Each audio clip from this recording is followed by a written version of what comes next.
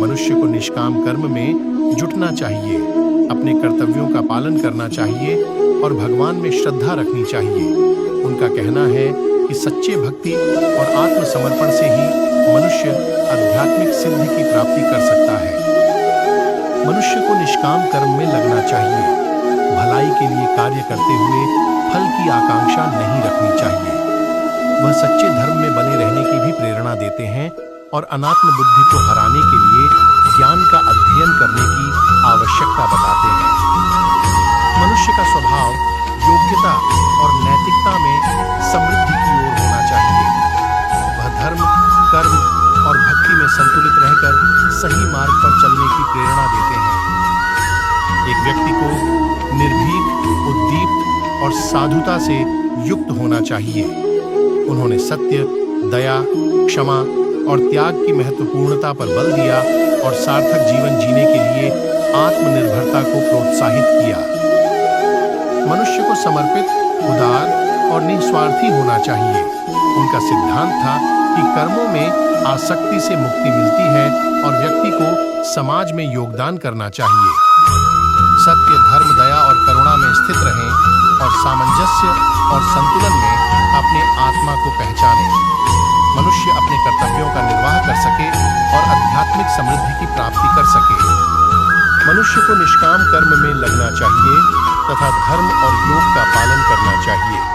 उन्होंने सामर्थ्य और संतुलन के साथ जीवन को निर्विकार भाव से जीने की महत्वपूर्णता बताई है। मनुष्य को समर्पित, दयालु, सत्यनिष्ठ, आत्मनिवेदनी और धर्मपरायण होना चाहिए।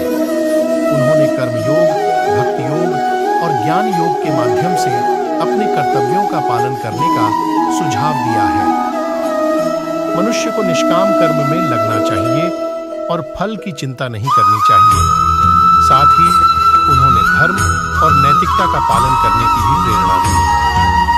मनुष्य को काम कर्मों से मुक्त होकर निष्काम कर्म में लगना चाहिए। उन्होंने योग के माध्यम से आत्मा को ब्रह्मा से मिलने का मार्ग दिखाया और 7 गुणों को पार करके आत्मनिर्भर बनने की प्रेरणा दी। मनुष्य को काम कर्मों से मुक्त होकर निष्काम कर्म में लगना चाहिए।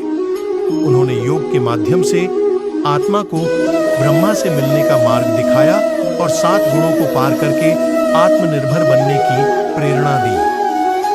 मनुष्य को निर्मल, सत्य, अहिंसा, धैर्य, त्याग, शांति और प्रेम में रहना चाहिए। उन्होंने जीवन में योग, कर्म और भक्ति के माध्यम से दिव्य सत्ता से जुड़ने की महत्वपूर्णता बताई है।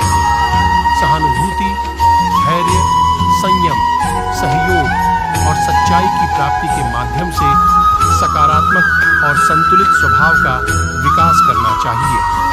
उन्होंने जीवन को सार्थक बनाने के लिए निष्काम कर्म, सेवा और प्रेम की महत्ता पर भी जोर दिया। मनुष्य को सकारात्मक और निष्कारात्मक भावनाओं के साथ जीना चाहिए।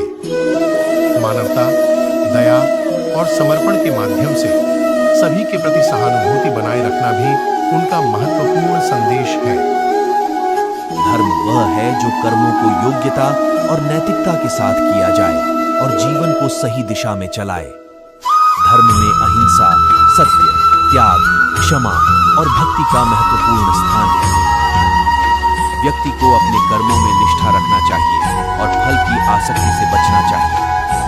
धर्म में सच्चाई, दया और अहिंसा का पालन करने की महत्वपूर्णता को भी धर्म का पालन करने से ही व्यक्ति अपने आत्मा को प्राप्त कर सकता है।